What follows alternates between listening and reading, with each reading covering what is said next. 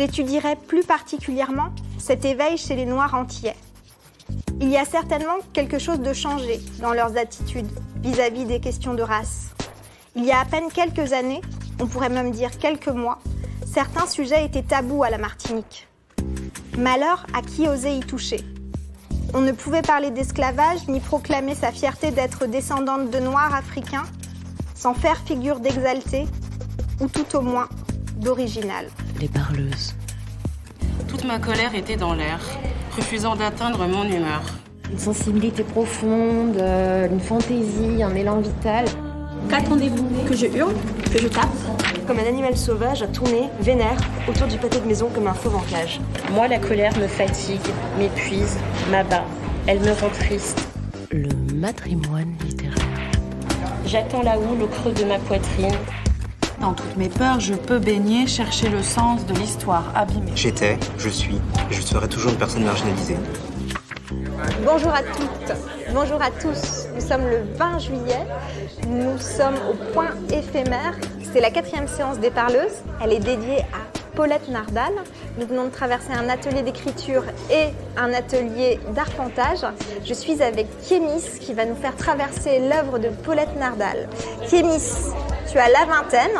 Tu as publié À nos humanités révoltées, un recueil de poésie en 2018 aux éditions Métagraphe. Tu développes des réflexions politiques sur ton blog Les Bavardages de Kémis. Tu es profondément afroféministe. Tu questionnes la position sociale de femmes noires dans la société française et aspires à l'abolition des systèmes d'oppression racistes, sexistes et classistes. Ton afroféminisme, teinté de humanisme, est sensible aux luttes contre la transphobie, l'homophobie, la lesbophobie, la biphobie, l'antisémitisme et l'islamophobie. Je te laisse à ton tour présenter Paulette Nardal dont tu m'as fait découvrir le travail. Merci pour cette invitation, Aurélie, à la 4e séance des Parleuses. Donc aujourd'hui, on va parler de Paulette Nardal. Et je vous ai préparé un petit texte que je vais commencer à lire tout de suite. Voilà. Paulette, la première effacée. Depuis quelques années, chercheurs, chercheuses, militantes et militants s'attachent à redécouvrir les chantres de la négritude, ce mouvement littéraire et politique qui naît au début des années 1920-1930 à Paris. Si les figures tutélaires d'Aimé Césaire, Léopold Sédar Senghor et Léon de Gonton Damas sont celles qui sont habituellement associées à la négritude, depuis quelque temps, les militantes et les chercheurs s'attaquent à remettre en lumière le rôle prépondérant qu'ont joué les sœurs Nardal, et notamment Paulette, dans la construction de ce qui va devenir l'un des mouvements artistiques et politiques les plus importants du XXe siècle. La première fois que j'entends parler de Paulette Nardal, j'ai 23 ans. Mon afroféminisme vient juste de s'assumer. Et j'ose enfin poser des mots et des concepts sur ces pensées qui me travaillent, sur cette colère qui me dévore et sur cette faim de justice qui me tiraille. Pourtant, je reste insatisfaite. Je lis Bell Hooks, Audre Lorde, Maya Angelou, Patricia Highsmith, et je constate un peu amèrement mon obligation de traverser l'Atlantique pour trouver des références qui me parlent. En janvier 2015, se déroule une soirée de soutien au financement du documentaire d'Amandine Gay, Ouvrir la voie, dans lequel je participe. Et c'est aussi ma soirée de rencontre avec Paulette Nardal. À cette occasion, je découvre également que cette envie de planter les racines du féminisme des femmes noires dans l'espace francophone est partagée par beaucoup d'entre nous. Nous sommes nombreux ce soir-là. Et ce soir-là, j'entends le nom de Paulette Nardal pour la première fois. Pour aller plus loin et rencontrer ces textes, j'ai d'abord lu le texte de Tanella Bonny, universitaire et poétesse ivoirienne, qui décrit la place de Suzanne Roussy-Césaire, la femme d'Aimé Césaire, et de Paulette Nardal au sein du mouvement de la négritude. Et puis, je me suis heurtée, à l'époque, à la rareté des textes qu'il a mentionnés. J'ai dû aller chercher du côté des États-Unis, et notamment du côté des études de la francophonie, les Francophone Studies, pour lire les ouvrages de Tracey Denehan Sharpley-Whiting, Negritude Sisters and Beyond Negritude, et enfin lire des extraits des textes qu'elle écrivait. Un comble quand on sait que c'est mon envie de ne pas limiter mes lectures aux penseurs et penseuses américaines qui m'a poussée à en savoir plus sur Paulette Nardal. Puis, quand littérature, etc. m'a demandé de faire découvrir Paulette Nardal, je suis repartie à la recherche de nouveaux matériaux. Et j'ai pu m'appuyer sur les entretiens menés et retranscrits par Philippe Gros-Lemund, appelés « Fierté de femme noire », qui ont été publiés en 2016 aux éditions L'Harmattan. C'est grâce à ce livre intime que j'ai pu tracer les contours de cette femme effacée. L'histoire de Paulette Nardal est une histoire tout en contradiction, en demi-teinte sans mauvais jeu de mots, représentative de son tiraillement entre l'appel à l'éveil des consciences noires et sa hantise d'être épinglée comme militante politique communiste. L'histoire de Paulette Nardal est celle d'une mosaïque, celle d'une combattante à moitié avouée, qui flotte entre les différents mondes noirs, entre les différentes classes sociales, à cheval entre littérature, critique politique et musicienne de droite.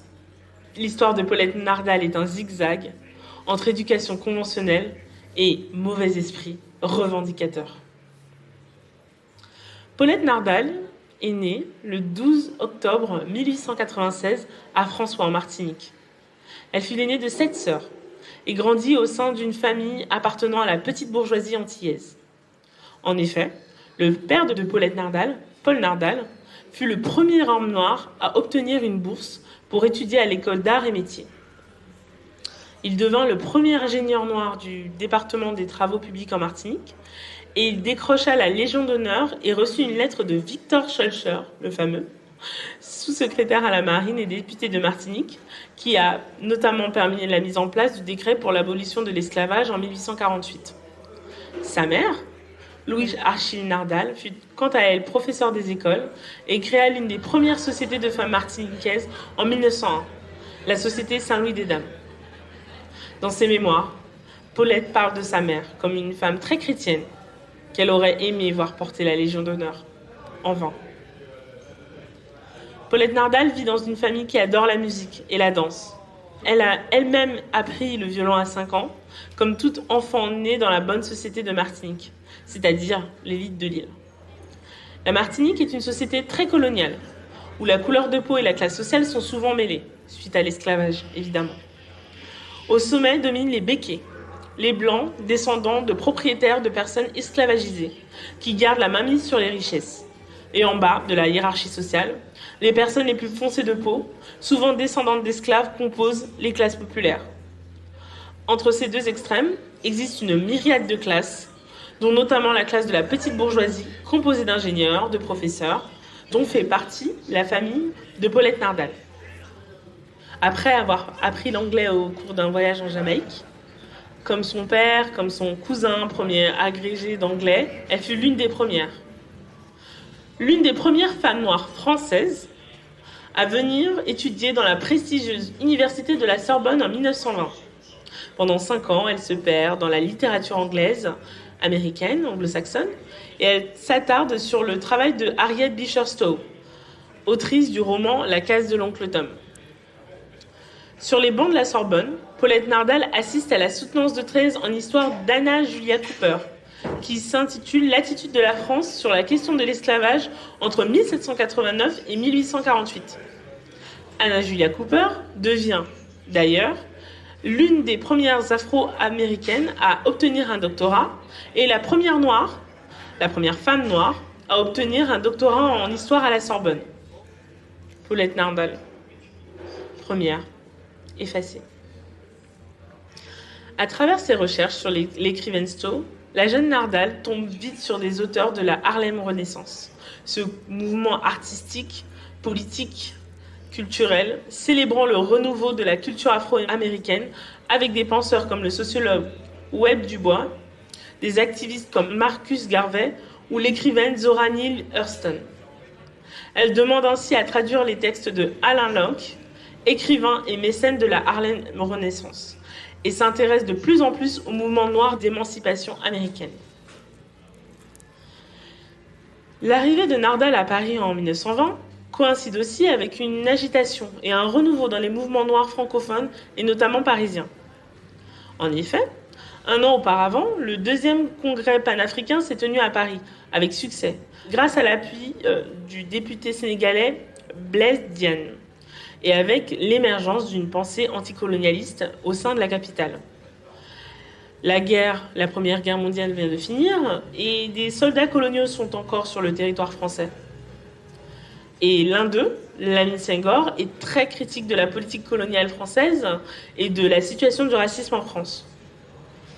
Lamine Senghor fait ainsi partie des fondateurs de l'une des premières associations antiracistes chargées de défendre la cause des populations noires, la Ligue de défense de la race nègre.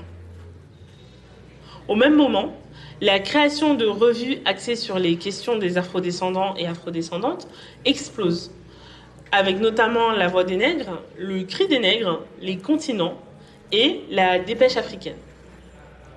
C'est dans ce contexte que le rôle de Paulette Nardal est capital. Ses études sur la littérature anglaise, puis le fait qu'elle soit elle-même devenue professeure d'anglais, lui permettent de traduire les textes de penseurs noirs américains et de les diffuser dans un cercle d'activistes, militants et militantes, intellectuels assez large, qui vont du militant anticolonialiste comme Lamine Senghor à certaines femmes blanches féministes de l'époque. Elle et sa sœur Jeanne Lardal se mettent à tenir salon les dimanches à Clamart et s'y mélangent des personnes comme Alain Locke, René Maran, qui est par ailleurs le premier écrivain noir à avoir eu le prix Goncourt en 1921 pour son roman Batouala, qui dénonce les infamies du colonialisme français en Afrique, ou encore Léopold Sédar Senghor et Aimé Césaire, qui sont encore étudiants à l'époque. C'est à cet endroit qu'ils peuvent ainsi écouter et lire des textes sur le panafricanisme de Garvey, par exemple. C'est aussi dans ce petit salon de Clamart que se presse un petit cercle d'Africains, d'Antillais, d'Afro-Américains, et que les liens qui permettent la pratique du panafricanisme se solidifient. Paulette Nardal, dans ses mémoires, se souvient de l'émoi qu'elle a ressenti en voyant pour la première fois des Occidentaux, des Blancs, ressentir de l'admiration envers le travail intellectuel et artistique de Noirs américains. Un émoi qui s'explique par la société dans laquelle elle évoluait jusqu'alors. La Martinique est colonisée par les Blancs, baignée dans l'idée coloniale que ce qui prévalait venait forcément des Occidentaux, des Français, des Blancs. Dans ce contexte, on peut comprendre que toute approbation venant des dominants valait énormément. Paulette Nardal poursuit son travail de transmission. Première journaliste noire française pour le journal Le Soir, elle écrit pour la Dépêche africaine. En 1931, elle crée ensuite la Revue du Monde Noir avec Léo Sajou, un universitaire haïtien qui se spécialise dans la question du Libéria. Cette revue bilingue français-anglais a pour but d'étudier et de populariser via la presse tout ce qui a un rapport avec la civilisation nègre. Une des idées fondatrices est de permettre une connexion via la presse des Noirs du monde entier et de vanter les apports des Noirs aux civilisations humaines. Et c'est dans cette revue qu'elle publie en 1932 l'un de ses textes les plus importants, L'éveil de la conscience de race chez les étudiants noirs. Il y a à peine quelques années, on pourrait dire même quelques mois, certains sujets étaient tabous en Martinique. Malheur à qui osait y toucher. On ne pouvait parler ni d'esclavage, ni proclamer sa fierté d'être descendante de Noirs américains sans faire figure d'exalté, ou tout de moins d'original. Ces questions ne provoquaient, chez les jeunes comme chez les vieux, aucune résonance profonde. Et voici que cette indifférence quasi méprisante semble se muer en un intérêt étonné de la part de l'ancienne génération et en un enthousiasme réel chez la nouvelle. Dans ce texte, Paulette Nardal explique la différence, selon elle, d'un éveil de conscience de race plus tardif chez les Antillais qu'elle expliquera par un « libéralisme » entre guillemets français. Car Paulette Nardal se place, il faut le dire, du côté des Noirs réformateurs et réformatrices. Elle est critique de la guerre coloniale en Éthiopie dans les années 30, qui oppose une Italie fasciste aux velléités impériales à une Éthiopie indépendante, mais elle a cependant hérité de son père un profond attachement à la nationalité française. Elle évolue dans des cercles plutôt privilégiés et elle fait partie de ceux qui ne critiquent pas l'exposition coloniale. Ceci explique aussi pourquoi, lorsqu'elle est revenue en Martinique en 1939, à la suite d'un grave accident en mer, elle a participé à la dissidence.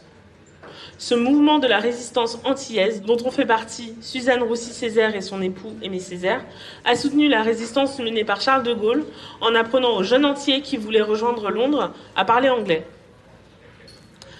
Cependant, alors même qu'elle a pu fréquenter des personnes comme Marcus Garvey, l'une des figures de proue du mouvement panafricain et qui préconisait un retour en Afrique, entre autres personnalités communistes, elle explique qu'elle évitait tout positionnement dans un parti politique. De retour en Martinique, elle a aussi suivi les pas de sa mère en créant un groupe de femmes et en publiant l'essai « La femme dans la cité ». S'adressant aux femmes bourgeoises antillaises de son milieu, elle les invite à s'investir dans la vie publique et politique en prenant part aux problèmes sociaux qui lui paraissent les plus graves, la prostitution notamment, et l'alcoolisme. Après 1944, elle enjoint les femmes à aller voter et juge sévèrement l'abstentionnisme qu'elle estime être un fléau. Inspirée par les années parisiennes vantant les apports des Noirs, influencée par sa sœur Jeanne, qui s'inspirait de son amour pour l'Afrique pour le clamer jusque dans son esthétique, Paulette écrit en collaboration avec cette dernière. Écoute, ma sœur encore emmaillotée dans les langes de l'indifférence, somnolente et dolente, tu suis le chemin coutumier des lentes habitudes. Ne veux-tu pas, dégageant d'un effort puissant ta forme décantée, délivrée du fardeau des gènes ancestraux, ne veux-tu pas, Ève nouvelle, noire et belle, qui porte dans tes yeux baissés l'acquiescement des races résignées, surgir, remodeler, sur les hauteurs que balaye la palme, et contempler, face à l'immensité des destins révélés, dans la grande lumière de ton être, enfin réalisé, les générations issues de ton beau flanc bronzé. Alors même qu'elle considère le vote comme étant essentiel pour pouvoir s'exprimer dans la chose publique, Paulette Nardal a tout au long de sa vie eu une vision très négative de la politique. En plus de répéter tout au long de ses entretiens qu'elle n'était pas militante, elle explique dans ses mémoires comment elle a pu avoir de gros conflits avec Jeanne Léraud, à l'origine de la création de l'Union des femmes de la Martinique. Cette figure du féminisme martiniquais communiste, qui a ensuite travaillé dans les quartiers populaires de Fort-de-France comme assistante sociale, lui aurait dit « Vos idées sont périmées, l'avenir est dans le communisme ». Paulette Nardal avoue elle-même la raison de ce rejet. Il y avait aussi des raisons d'appartenance de classe sociale. De nombreux hommes ont peuplé les salons et l'entourage de Paulette Nardal. Elle est restée pourtant célibataire, pour mieux être libre. Dans ses mémoires, elle le dit elle-même. J'ai eu l'occasion de me marier. J'ai dit non. Ce n'était pas ma destinée. D'ailleurs, ce n'était pas enviable non plus. Porter le titre de madame... D'ailleurs, ma famille n'y tenait pas plus que moi. Je l'avoue, à partir d'un certain âge, on a acquis une forme d'indépendance, et même à 25 ans. On peut le révéler aujourd'hui. L'affirmation de mon indépendance réside dans mon célibat. Je crois à la destinée, je crois que le mariage, s'attacher inconditionnellement à un homme, n'était pas pour moi. Dans ces quelques phrases, on devine l'image que Paulette Nardal avait du mariage, de la vie en ménage, non pas comme un objectif à atteindre, mais plutôt comme une charge, sujet qu'elle a ensuite eu pour défendre les conditions des mères martiniquaises, victimes notamment des tropes racistes et coloniaux sur l'indolence des Antillaises, entre guillemets.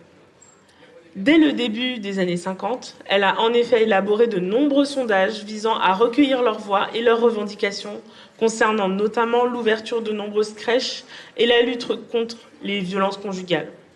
Elle déclare par ailleurs qu'en faisant de la négritude, elle œuvrait déjà pour le combat des femmes. Et pourtant, son nom reste dans l'ombre. Et pendant longtemps, Paulette Nardal en souffre. Dans ses entretiens avec Philippe Gros-Lemude, elle le dit. Il y a longtemps que ma sœur Jeanne et moi aurions dû écrire nos mémoires, ne serait-ce que pour rappeler notre action si longtemps passée sous silence. Il est peut-être bon, même si cette influence n'a pas été, de la vie de Léopold Senghor et Aimé Césaire, décisif, de leur rappeler que ces idées ont eu des promotrices qui, malheureusement, étaient des femmes. Elle ajoute. Dans mon article de la revue du Monde Noir, j'écrivais que les femmes avaient ressenti bien avant les hommes la nécessité d'une solidarité raciale. J'ai souvent pensé et dit à propos des débuts de la négritude que nous n'étions que de malheureuses femmes, ma sœur et moi, et que c'est pour cela qu'on n'a jamais parlé de nous, alors que c'était des femmes qui avaient trouvé cela. Cela perdait de sa valeur. C'était minimisé du fait que c'était des femmes qui en parlaient. J'ai mis du temps à m'en rendre compte et on était en pleine action, alors on n'allait pas plus loin. Il est très certain que nous avons dû paraître inquiétantes à un certain nombre d'hommes. En 1956, le feu vient ajouter à l'invisibilisation de son travail. Des milliers de documents, correspondances, textes, poèmes disparaissent dans l'incendie de la maison familiale en Martinique. La première noire A, étoile martiniquaise, ne disparaît pourtant pas. Elle a d'ailleurs été décorée par le Sénégal, dirigée par le fameux Léopold de Sédar Senghor, qui fut l'un de ceux qui a fréquenté le salon littéraire de Clamart. Paulette Nardal meurt en 1985, à l'âge de 89 ans. Son appartenance à une classe privilégiée dans la société coloriste de la Martinique, celle des mulâtres, et sa critique des privilèges des plus clairs transparaît tout au long de ses entretiens avec Philippe Vrolemeude. Pourtant, son adhésion aux valeurs bourgeoises déteindra sur son féminisme et son envie de liberté, malgré le fait d'être une femme indépendante et non mariée. Son admiration pour l'apport de la culture dite occidentale et son constat, elle le dit elle-même, tout en étant assimilée, nous ne pouvions imiter le modèle blanc. Alors que les illustres Joséphine Baker, Ella Fitzgerald et Rosa Parks ont eu des stations et des gares nommées en grande pompe à leur nom dans la capitale française, Paulette Nardal, journaliste, écrivaine et féministe martiniquaise, cette figure contrastée et mère longtemps oubliée de l'un des plus grands mouvements littéraires poétiques du XXe siècle, n'aura pas cet honneur. Les pétitions et démarches pour la faire rentrer au Panthéon, menées notamment par le groupe Sort Optimiste, sont restées lettres mortes. En 2019, les choses bougent un petit peu, lentement. La mairie de Paris, sous l'impulsion d'Hélène Bidard, décidera même de nommer un square à son nom. Et toi, t'en es où avec Paulette Nardal ? C'est un peu compliqué parce que pendant longtemps, en fait, je me suis accrochée à cette personnalité parce que je ne savais pas qu'il y avait des féministes, qu'il y a eu des féministes antillaises, communistes notamment. Je me suis accrochée comme cette personnalité qui enfin était une femme francophone, journaliste, qui avait proposé des écrits, qui avait lancé en fait des cercles un peu intellectuels, qui était allée à Paris et qui n'était pas anglaise, en fait, qui n'était pas américaine. Plus. Et c'est la première fois que je me suis dit, ah oui, donc dans l'histoire, ça existe. Ce qui est aussi intéressant, c'est que c'était aussi un moment de grosse remise en question de l'afroféminisme, notamment parce que des gens considéraient que c'était un mouvement importé des États-Unis. Donc ça avait un sens capital pour moi de dire que non, en fait, il y avait... Bon, alors j'étais légitime bien sûr, mais qu'il y avait en fait des racines françaises et francophones. Déjà, effectivement, tout ce qui était les questions d'intersectionnalité arrivait par un monde universitaire en plus qui est relativement blanc. Hein. Moi, je connais pas de directrice d'études noires pour l'instant. Et en plus, moi, par exemple, typiquement, je fais partie de ce groupe de personnes qui a pu avoir accès à ces textes sur l'intersectionnalité, etc., parce que j'étais allée à l'université et surtout parce que je parle anglais. Et c'est ensuite, quand tu discutes avec les gens, c'est vrai que c'était important pour moi de pouvoir dire bah non, mais vous voyez, il y a eu les sœurs Nardal, de toute façon, vous parlez jamais des Antilles, alors pourtant, moi, je suis fille d'immigrés camerounais, mais vous parlez jamais des Antilles dans l'histoire française, et donc forcément, c'est facile de discréditer en fait un mouvement en considérant que ça vient des États-Unis. Donc en fait, j'étais très attachée à son personnage au début, pour donner en fait le contexte. Et ensuite, quand je me suis confrontée au texte, c'était pas la même chose. Parce que elle faisait partie d'un monde social qui finalement n'était pas vraiment le mien. Elle avait un discours parfois assez violent, finalement pas assez révolutionnaire, on va dire plus ça dans ce sens-là, pas assez révolutionnaire par rapport à la place des Africains, etc. Et c'est vrai que moi, je suis quand même quelqu'un qui est assez à gauche, Ensuite, constater en fait ces conflits entre les femmes communistes et Paulette Nardal, je me suis dit oui, mais je pense que si on avait été à la même époque, elle m'aurait dit ah mais t'es qu'une communiste quoi. Donc c'était intéressant de lire ces textes. D'abord de partir en fait d'une position où c'est quelqu'un que je mettais presque sur un piédestal en fait sans vraiment la connaître. En fait, il y a eu 2 phases. Il y a eu la première phase où je suis rentrée, que j'ai découvert un peu ces textes et je me suis dit ok. C'est quand même la première femme noire française à avoir eu une licence d'anglais à la Sorbonne. Enfin, c'est quand même important. Et ensuite, d'avoir eu un peu de recul, en fait, en me disant, mais en fait, c'est pas parce que c'est la première, etc., qu'on peut pas être critique, en fait, de son discours, puisqu'elle avait même des contemporaines qui étaient critiques de son discours aussi. Mais je pense qu'il y a aussi quelque chose qu'il faut dire, c'est que le fait qu'elle ait pu écrire, le fait qu'elle ait pu créer des revues, ce genre de choses, ça vient aussi avec le fait qu'elle faisait partie d'une classe privilégiée.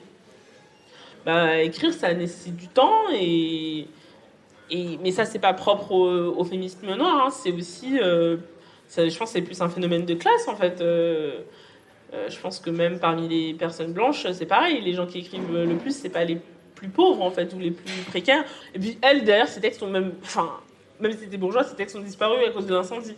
Mais bon, elle a au moins pu écrire, quoi. Merci beaucoup, en tout cas, Kémis. Merci beaucoup.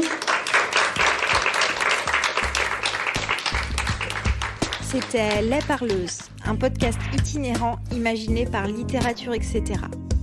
Marraine 2019 des Parleuses, Chloé Delhomme. Direction artistique, Aurélie Olivier. Administratrice de production, Sarah Elliott. Ingénieur son, Lucie Piou. Et merci spéciaux à Pascaline Mangin, Anna Rizzello et François Annick.